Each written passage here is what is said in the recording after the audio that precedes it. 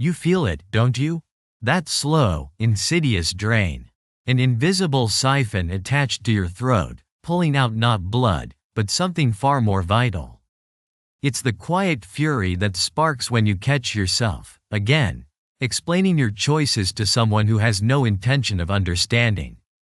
The bitter taste of having argued with a brick wall, leaving you hollow, them untouched. You've given pieces of yourself away. For nothing. This is not a flaw in asterisk them. This is a gaping wound in asterisk you.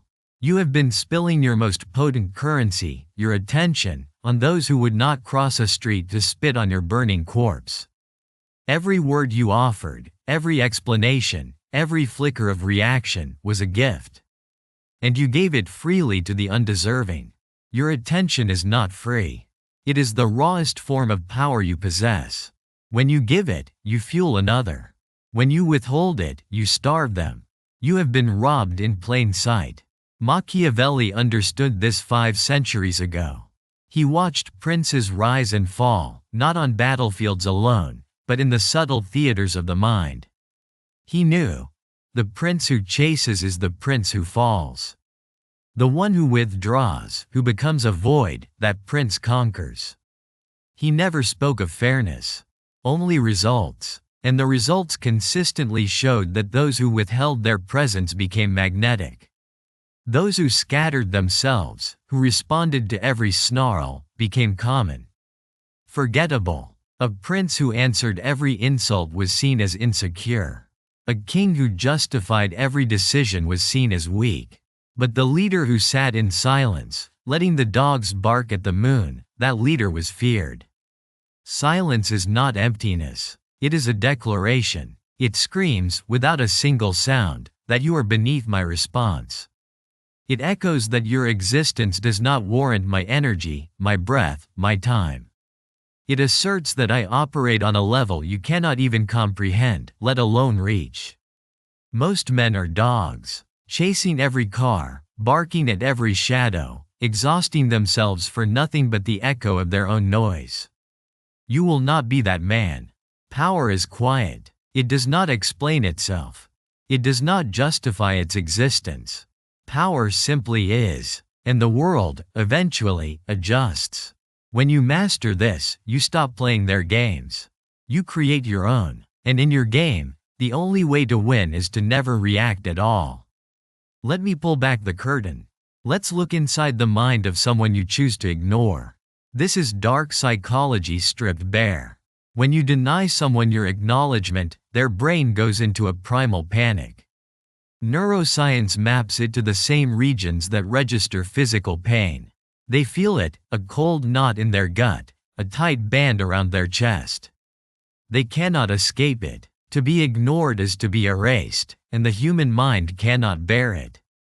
The person you silence will replay every interaction. They will search for answers in the void you created. They will wake in the dead of night, wondering what monstrous thing they did to lose your light. They will craft messages they never send. They will rehearse conversations that will never happen.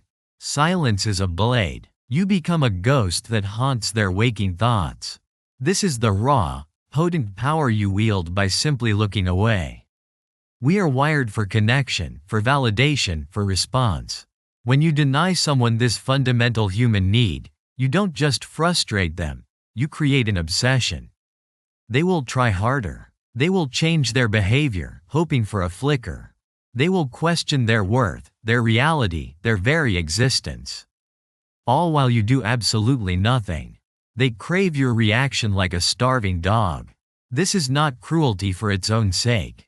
This is understanding the ruthless mechanics of the human psyche and using them with surgical precision. Weak men beg for attention. Strong men weaponize its absence.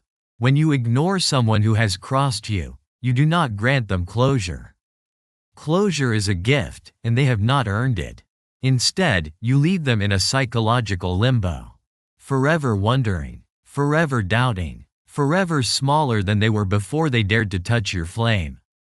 This is the cold truth of power. The greatest punishment is not revenge. It is irrelevance. and you deliver it by treating them as if they do not even exist. Now, understand the difference between being truly absent and being strategically withdrawn. Absence is weakness. It is avoidance born of fear. Withdrawal, however, is power. It is a conscious, chosen act. The master of this art learns to be physically present, yet emotionally unreachable. He sits in the room, but his energy is elsewhere. He looks at you, but he sees through you. This is not something you fake. This is something you become. Strategic withdrawal means you choose where your presence goes. You do not scatter yourself like dust across every petty conversation, every minor argument, every manufactured drama that screams for your involvement. You conserve yourself like a priceless artifact, only revealed when its impact is undeniable. Don't bark at every shadow. Most men bleed their energy by being perpetually available. They answer every call. They reply to every message. They engage with every provocation, every triviality. And in doing so, they become common. Common is the enemy of power. When you are always accessible, you have no value. When you are selectively absent, you become rare. What is rare is always desired. It is always pursued. Practice this with ruthless consistency.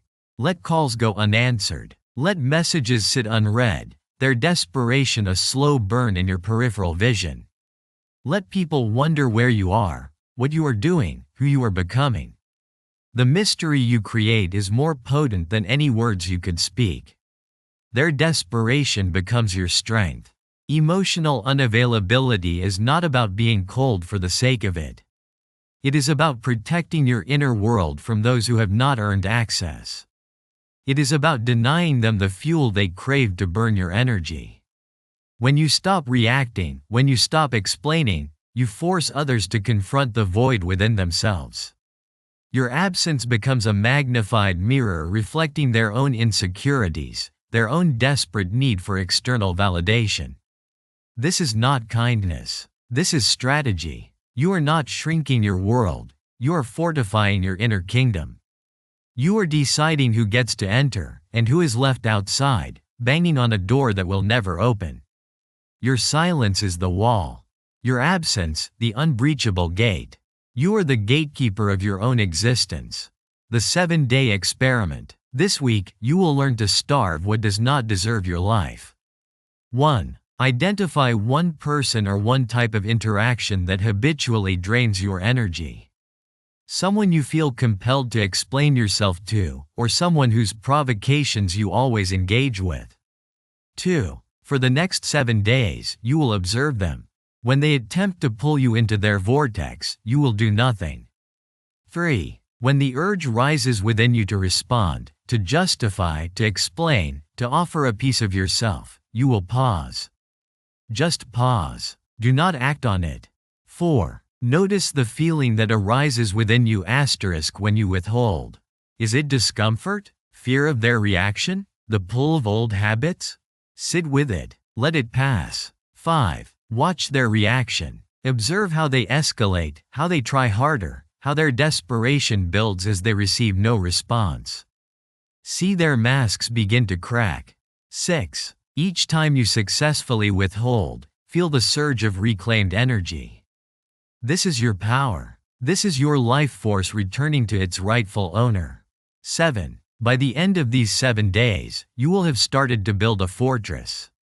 You will know, deep in your bones, the difference between reaction and strategy.